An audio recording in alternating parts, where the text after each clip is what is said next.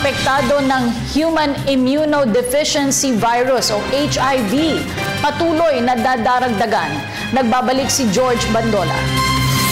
Kabaliktaran ng tuberculosis, pataas naman ang bilang ng mga Filipinong nagkakaroon ng HIV/AIDS. Ayon sa United Nations AIDS Fund, tila hindi makakatugon ang Pilipinas sa itinatakda ng Millennium Development Goal na bawasan ang kaso ng AIDS sa bansa. Nadagdagan pa kasi ng 509 ang kaso ng HIV/AIDS as of December 2014, 42% na mas mataas kaysa sa datos noong December 2013.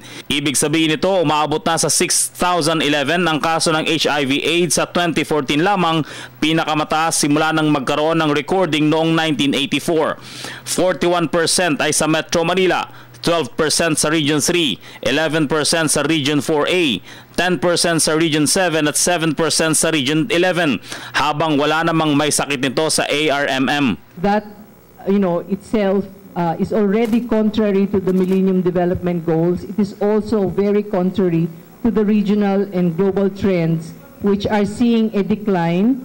But for us, we are seeing an rapidly increasing and continued increase in new infections. Ayon sa UNAIDS, nakakabahala ang paglobo ng bilang nito dahil sa same-sex sexual activities, lalo na sa mga kalalakihan, at ang needle sharing o pasa-pasang paggamit ng heringgilya na karaniwan sa mga illegal drug session. Is still the high rates of risk behaviors, that is the low usage of condoms.